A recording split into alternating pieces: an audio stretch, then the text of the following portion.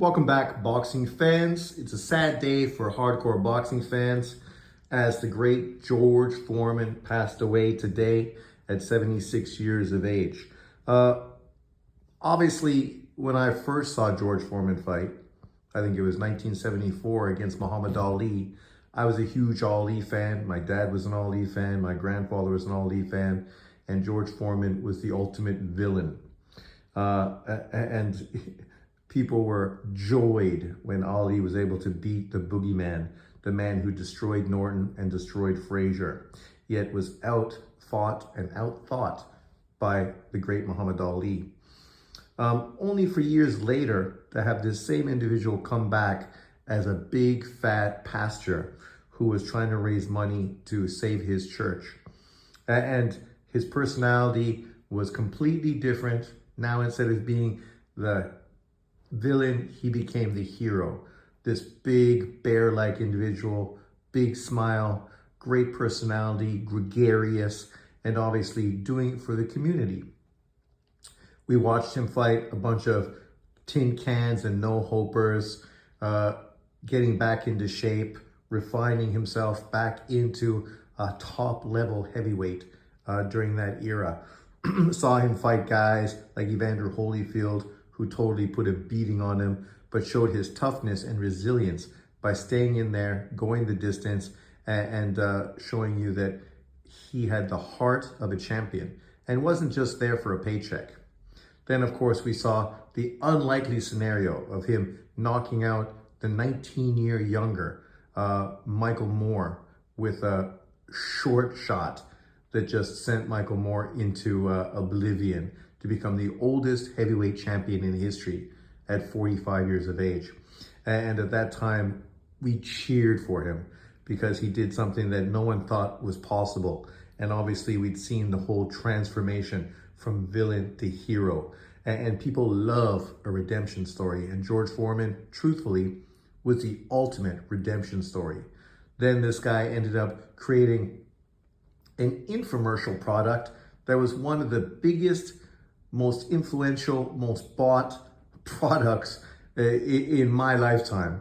Obviously, you know, his grill, the George Foreman grill, which made him way more money than you could ever have imagined off of this late night TV prop that we've seen so many times in the past.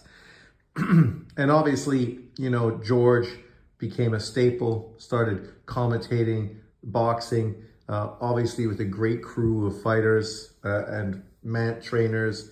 And you know, whether you agreed with him or disagreed with him, obviously he was a huge personality and had a storied career. So when I heard that he passed away today, I was a little shocked, a little surprised. Obviously, I didn't know he was sick, but obviously these kind of things you never really hear for the most part. Families sort of keep it on the down low. And so when it happens, it does kind of come from left field. And that's exactly what happened in this scenario. Obviously, you know, I'm a fan of George, Big George, with his son George, his other son George, his other son George, his other son George, his other son George, and his daughter Georgina. That in itself was a great storyline. I can only imagine what his grandkids are called. But, you know, it's a sad day. But, you know, at the same time, it's also a day to embrace and, you know, remember George Foreman, both the villain and the hero. And, you know, the storied career of this man from Texas who obviously trained under the great Sonny Liston, learned how to use a jab and use his intimidation to become a behemoth in the sport of boxing, only to then turn and become the big cuddly teddy bear that, you know, people cheered for and supported in his later run.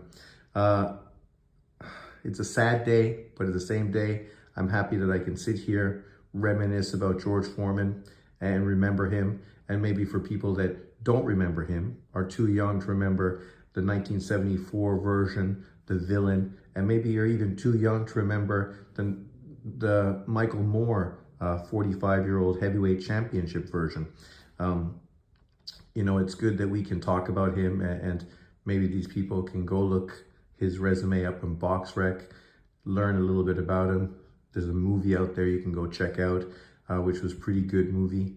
And so, you know, there's no reason you shouldn't know more about George. It's a story worth telling, and obviously a story worth watching. So, you know, shout out to George Foreman. Rest in peace, big fella. We will remember you.